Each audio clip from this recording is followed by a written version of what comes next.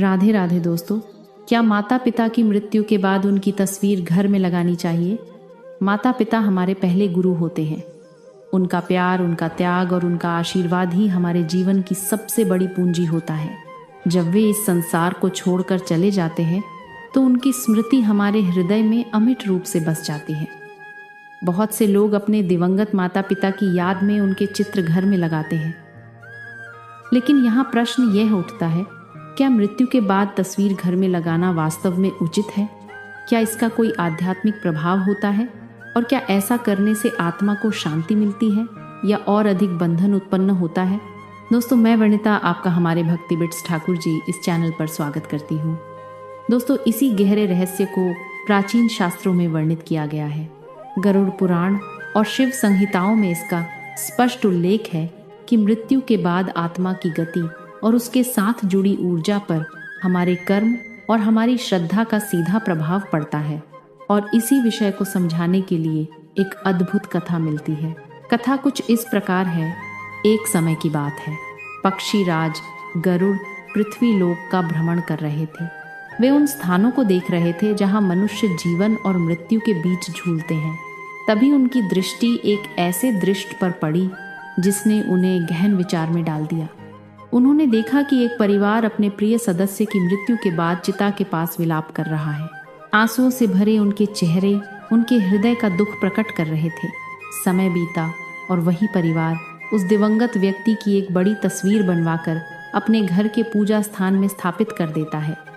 वे प्रतिदिन उस चित्र के सामने दीपक जलाते, पुष्प अर्पित करते और उसे उसी श्रद्धा से पूजते जैसे किसी देवता को पूजते हैं। गरुड़ देव यह देखकर चकित हो उठे। उनके मन में यह प्रश्न उत्पन्न हुआ, यह व्यक्ति तो अब इस संसार से मुक्त हो चुका है, इसकी आत्मा अपने अगले मार्ग पर बढ़ चुकी होगी, तो फिर इसकी तस्वीर घर में लगाकर पूजा करने का क्या प्रयोजन है? क्या सच में यह आत्मा को लाभ पहुंचाता है या यह केवल परिजनों का भावनात्मक सहारा है? गरुड़ देव को उत्तर नहीं मिला। यह प्रश्न उनके मन को उद्विग्न करने लगा। वे सोचने लगे, क्या मृतकों की तस्वीर घर में लगाने से आत्मा परिवार पर आशीर्वाद देती है या यह मोह और बंधन का कारण बन जाता है? इन प्रश्नों के समाधान के लिए वे बैकुंठ धाम में भगवान विष्णु के पास पहुंचे। प्रणाम कर उन्होंने कहा, हे प्रभु, आज पृथ्वी लोक पर मैंने एक विचित्र दृश्य देखा। मनुष्य मृत्यु के बाद अपने माता पिता या परिजनों की तस्वीर घर में लगाते हैं। वे उन्हें स्मरण करते हैं, पूजा करते हैं।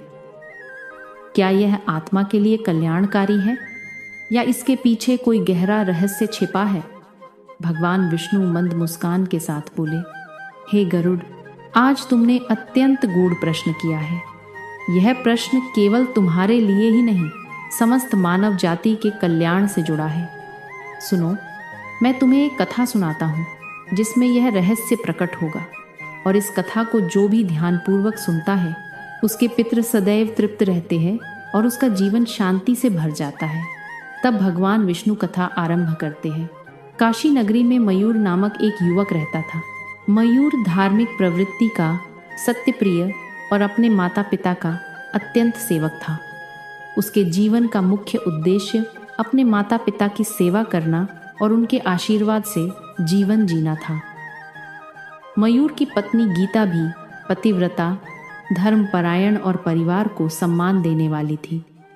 मयूर दिन रात परिश्रम करता और जो भी धन कमाता उससे घर का भरण पोषण करता और माता पिता की सेवा करता। उसके घर का वातावरण भक्ति और पवित्रता से भरा था। किंतु एक दिन काल का विधान आया। मयूर के माँ आता पिता वृद्धावस्था में देह त्याग कर परलोक से धार गए। यह घटना मयूर के लिए वज्रपात समान थी। उसकी आंखों से आंसुओं की धारा रुकने का नाम नहीं ले रही थी। उसने माता पिता का अंतिम संस्कार पूरी श्रद्धा और शास्त्र विधान से किया, लेकिन शोक की गहराई में डूबे मयूर ने एक निर्णय लिया। उसने अपने घर के पूजा स्थान में अपने माता पिता की बड़ी तस्वीरें स्थापित कर दी। प्रतिदिन वह उन तस्वीरों के आगे दीपक जलाता, फूल चढ़ाता और उन्हें उसी तरह पूजने लगा जैसे भगवान को पूजता था। उसका विश्वास था कि ऐसा करने से माता पिता प्रसन्न होंगे और उनके आशीर्वाद से घर में सुख शांति बनी रहेगी। कुछ समय तक सब ठीक चला, लेकिन धीरे धीरे उसके जीवन में अजीब घटनाएं घटने लगी। घर में अशांति फैलने लगी। मनोज और उसकी पत्नी गीता के बीच कलह बढ़ने लगी। स्वप्नों में मयूर को विचित्र दृश्य दिखाई देने लगे, कभी अंधकार, कभी अपने माता पिता की उदास छवियां। उसका मन व्याकुल और अशांत रहने लगा। मयूर सोचने लगा, मैंने तो अपने माता पिता की तस्वीर लगाकर उन्हें श्रद्धांजलि दी है, फिर मेरे जीवन में यह दुख क्यों आ रहे हैं? क्या मैं कहीं भूल कर रहा हूँ? एक दिन वह गंगा के तट पर गया और वहाँ एक शिवलिंग के सामने बैठकर फूट फूट कर रोने लगा। उसने प्रार्थना की, हे भोलेनाथ, मैंने अपने माता पिता की तस्वीर लगाकर उन्हें सम्मान दिया, फिर भी मेरा जीवन दुख और कलह से क्यों भर गया है? कृपा करके मेरा मार्गदर्शन कीजिए। उसकी हृदय स्पर्शी प्रार्थना सुनकर वह दिव्य प्रकाश प्रकट हुआ। मंद मंद ध्वनि गूंजने लगी और त्रिपुण की सुगंध फैल गई। स्वयं भगवान शिव उसके सामने प्रकट हुए। मयूर स्तब्ध रह गया। वह कांपते हुए बोला, हे महादेव, आज आपके दर्शन पाकर मेरा जीवन सफल हो गया, लेकिन कृपया बताइए, मैंने ऐसा क्या किया जिससे मेरा जीवन दुखमय हो गया? दोस्तों, यही से कथा का रहस्य खुलना आरंभ होता है और भगवान शिव उसे समझाते हैं कि मृतकों की तस्वीर घर में रखने का क्या प्रभाव होता है। भगवान शिव ने करुणा से भरे स्वर में कहा, हे वत्स मयूर, तुम्हारा प्रेम और श्रद्धा निसंदेह पवित्र है। माता पिता के प्रति तुम्हारी सेवा और भावनाएं प्रशंसनीय है, लेकिन तुम यह नहीं जानते कि तुम जिस मार्ग पर चल रहे हो वह तुम्हारे जीवन और तुम्हारे माता पिता की आत्मा दोनों के लिए बाधा उत्पन्न कर रहा है। मृत्यु कोई अंत नहीं है, यह केवल आत्मा की एक यात्रा का पड़ाव है।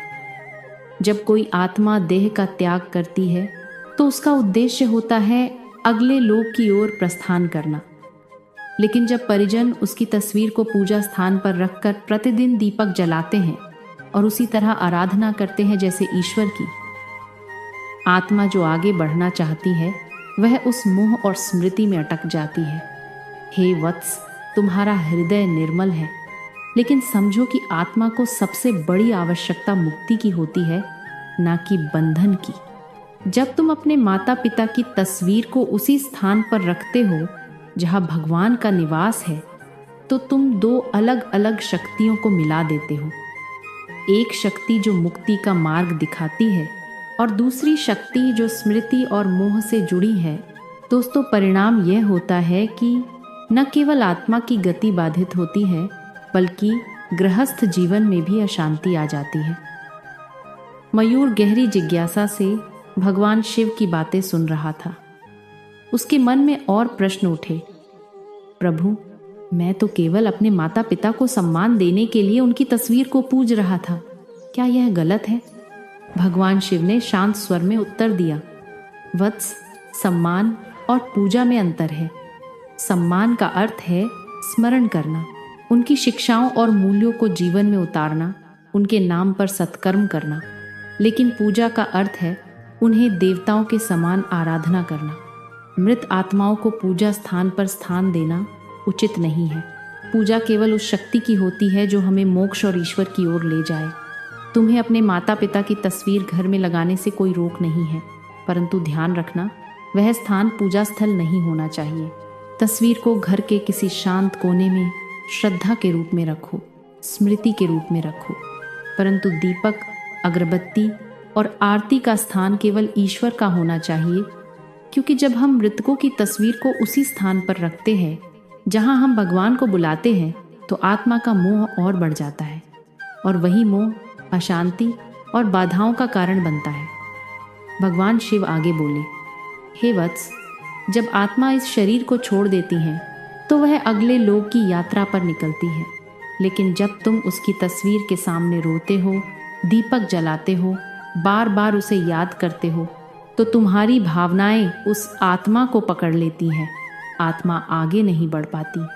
वह समझती है कि अभी उसका परिवार उसे छोड़ना नहीं चाहता और इसी कारण वह उसी मोह में बंधी रहती है। यही कारण है कि तुम्हें अजीब स्वप्न आने लगे, घर में कलह होने लगी और तुम्हारा मन विचलित हो गया। मनोज की आंखों से आंसू बहने लगे। दोस्तों, उसने कांपते हुए कहा, प्रभु, तो क्या मैं अपने माता पिता को बिल्कुल भी याद ना करूं? क्या उनकी तस्वीर घर में ना रखूं? भगवान शिव ने उसे सांत्वना देते हुए कहा, वत्स, स्मृति से कोई वंचित नहीं कर सकता। माता पिता की तस्वीर रखना बुरा नहीं है, लेकिन तस्वीर को आराधना का केंद्र बना देना उचित नहीं है। स्मरण और श्रद्धा आवश्यक है, परंतु पूजा और मोह आत्मा को बांधते हैं। अगर तुम सच में अपने माता पिता का कल्याण चाहते हो तो उनकी तस्वीर को स्मृति के रूप में किसी दीवार पर या शांत स्थान पर लगाओ। वहां बैठकर उन्हें प्रेम से याद करो, लेकिन पूजा न करो। उनके लिए सच्ची श्रद्धांजलि यह होगी कि तुम श्राद्ध, तर्पण और दान पुण्य करो, गीता का पाठ करो और उनके नाम से भूखों को भोजन कराओ। यही वह कर्म है जो उनकी आत्मा को शांति देंगे और तुम्हारे जीवन को भी आशीर्वाद देंगी। भगवान शिव ने आगे समझाया, वत्स, दोस्तों, जब हम मृत परिजनों की तस्वीरों को पूजा स्थान पर रखते हैं तो वहाँ की ऊर्जा बदल जाती है। देवस्थान वह स्थान है जहाँ दिव्य ऊर्जा का आवाहन होता है। वहाँ केवल देवताओं की उपस्थिति होनी चाहिए। जब हम उसी स्थान पर मृत आत्माओं की तस्वीर रखते हैं तो वहाँ की लहरियाँ मिलकर उलझ जाती हैं और यह उलझन गृहस्थ जीवन में मानसिक अशांति, आपसी कलह और बाधाओं के रूप में प्रकट होती है। इसीलिए शास्त्रों ने स्पष्ट कहा है, भगवान का स्थान आत्मा की मुक्ति का केंद्र है और पितरों का स्थान श्रद्धा और स्मृति का स्थान है। दोनों को अलग रखो, तभी घर में संतुलन और शांति बनी रहेगी। भगवान शिव के इन वचनों ने मयूर के हृदय को झांझोड़ दिया। उसने महसूस किया कि उसका प्रेम पवित्र था, लेकिन उसका तरीका गलत था। वह सोच रहा था कि तस्वीर पूजा करने से माता पिता प्रसन्न होंगे, लेकिन वास्तव में उसकी यह श्रद्धा अनजाने में बंधन बन रही थी। भगवान शिव ने मयूर को करुणा भरे स्वर में संबोधित किया, हे वत्स, सच्चा प्रेम वही है जो आत्मा को बंधन में न डाले, बल्कि उसे आगे बढ़ने दे। तुमने अपने माता पिता को श्रद्धा दी, यह तुम्हारा धर्म था, परंतु धर्म का पालन केवल भाव से नहीं, ज्ञान से भी करना चाहिए। सुनो मयूर, मैं तुम्हें वे उपाय बताता हूँ जिन्हें शास्त्रों ने पितरों की शांति के लिए निर्धारित किया है। इनसे आत्मा को तृप्ति भी मिलती है और परिवार पर आशीर्वाद भी बना रहता है। जब आत्मा शरीर छोड़ती है तब वह तुरंत अगले लोक की ओर नहीं जाती। मृत्यु के बाद 13 दिन तक आत्मा पृथ्वी लोक पर अपने घर और परिजनों के आसपास रहती है। यह समय आत्मा के लिए अत्यंत संवेदनशील होता है। गरुड़ पुराण में स्पष्ट कहा गया है कि इन दिनों आत्मा को प्यास और भूख का अनुभव होता है, लेकिन यह अनुभव सूक्ष्म होता है। उसकी तृप्ति केवल पिंडदान और तर्पण से ही होती है। यदि परिजन इन कर्मों को श्रद्धा और विधि से करते हैं तो आत्मा प्रसन्न होती है और अपनी आगे की यात्रा सहजता से कर पाती है। लेकिन यदि यह कर्म न किए जाएं और केवल तस्वीर के सामने दीपक जलाकर श्रद्धा दिखाई जाए तो आत्मा की पीड़ा समाप्त नहीं होती है। इसके विपरीत आत्मा मोह और असंतोष में फंस सकती है। दोस्तों, यही कारण है कि श्रद्धा और तर्पण को सर्वोच्च महत्व दिया गया है। भगवान शिव आगे कहते हैं, हे वत्स, तस्वीर स्मरण का माध्यम है, पूजा का नहीं। यदि तुम अपने माता पिता की तस्वीर घर में लगाना चाहते हो तो उसे ईश्वर के पूजा स्थान से अलग रखो। तस्वीर को स्मृति के स्थान पर लगाओ, किसी दीवार पर, किसी शांत कोने में। वहां बैठकर तुम उन्हें याद कर सकते हो, उनकी बातें कर सकते हो, उनके जीवन से प्रेरणा ले सकते हो। लेकिन दीपक, अगरबत्ती या मंत्र पाठ वहां मत करो, क्योंकि यह सब ईश्वर की उपासना के लिए है, आत्मा की शांति के लिए नहीं। आत्मा की शांति श्राद्ध, तर्पण और दान से मिलती है। तस्वीर केवल तुम्हें याद दिलाती है कि तुम्हें अपने पितरों का आरण चुकाना है।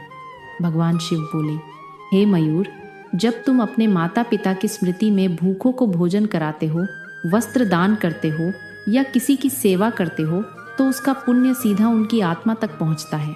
यही वह ऊर्जा है जो उन्हें अगले लोगों की यात्रा में सहारा देती है। सोचो, यदि तुमने उनके नाम पर किसी गरीब को अन्न खिलाया तो वह आशीर्वाद तुम्हारे माता पिता की आत्मा को शक्ति देगा। यदि तुमने वृक्ष लगाया या जल दान किया तो वह पुण्य उनकी आत्मा के लिए अमृत के समान होगा। यही सच्ची पूजा है। यही वह कर्म है जिन्हें शास्त्रों ने पितृऋण से मुक्ति का मार्ग बताया है। भगवान शिव ने आगे कहा, भगवत गीता में स्वयं श्री कृष्ण ने कहा है कि आत्मा अमर है, शरीर केवल एक वस्त्र है।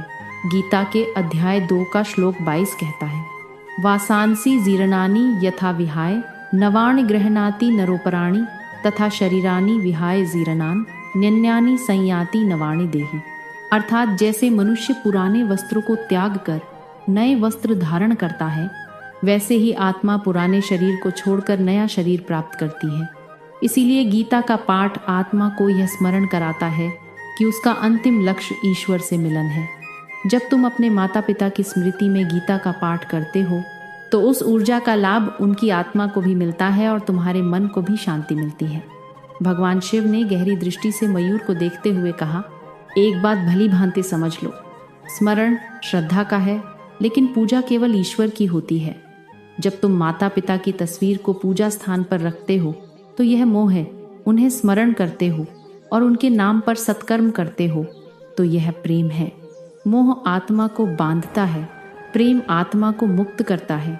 मोह तुम्हारे घर में अशांति लाता है, प्रेम तुम्हारे घर में शांति लाता है।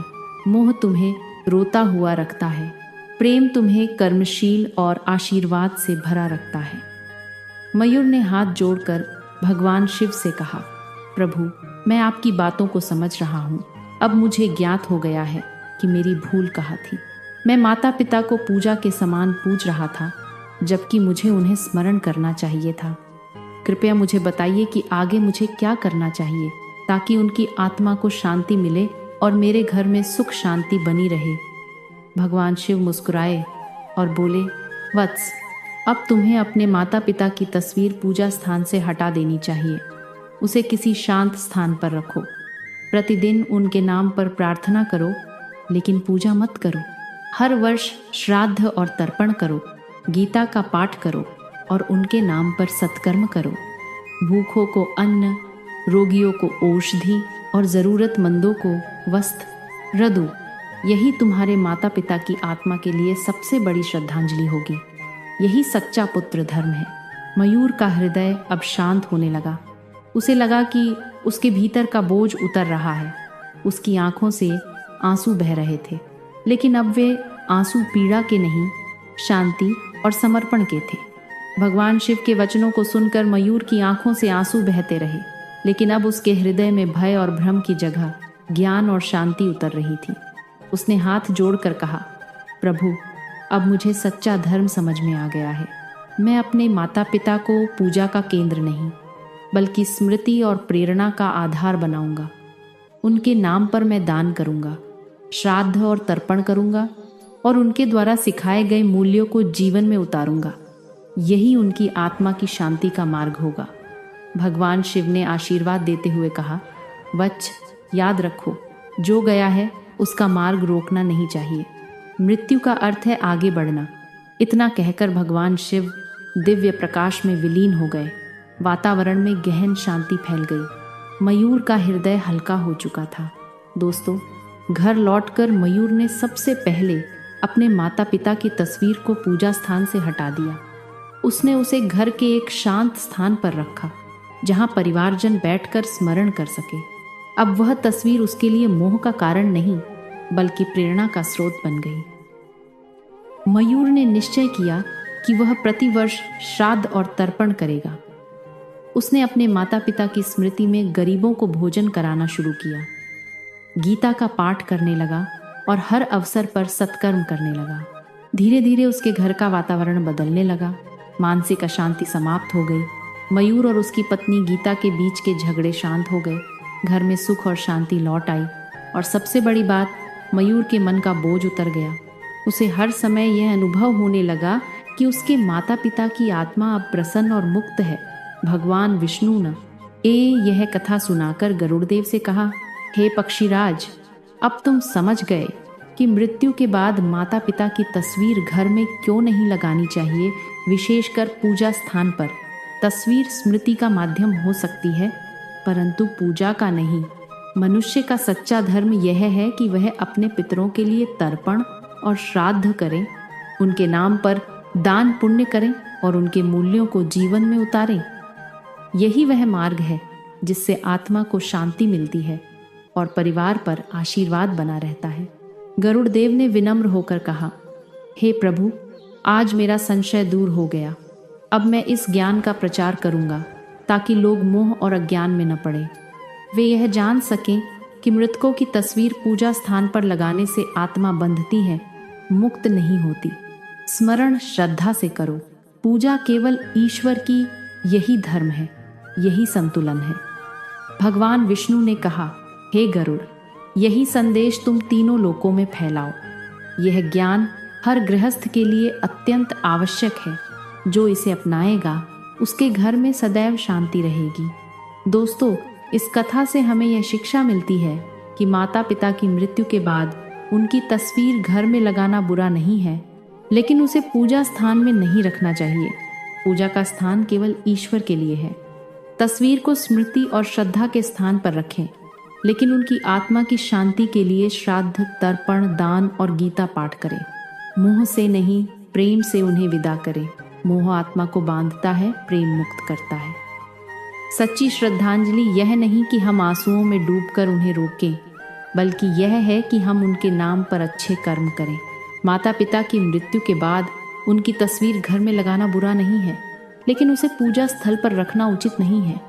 गरुड़ पुराण और शिव संहिताओं के अनुसार तस्वीर को पूजा के समान पूजने से आत्मा बंध जाती है और परिवार में अशांति होती है।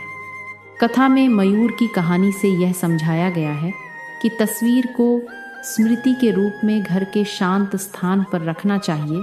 तीन दोस्तों, पूजा केवल ईश्वर की करनी चाहिए। सच्ची श्रद्धांजलि श्राद्ध, तर्पण, दान और गीता पाठ से होती है, जो आत्मा को शांति और मुक्ति प्रदान करती है। मोह आत्मा को बांधता है, प्रेम मुक्त करता है। इस ज्ञान को अपनाने से परिवार में शांति बनी रहती है। दोस्तों, अगर वीडियो आपको अच्छी लगी हो तो लाइक ज़रूर करें और अपने दोस्तों और परिवार के साथ शेयर करें और हमारे चैनल को सब्सक्राइब करना ना भूलें, ताकि ऐसे ही नई नई वीडियो की जानकारी आपके लिए लाती रहूं। धन्यवाद।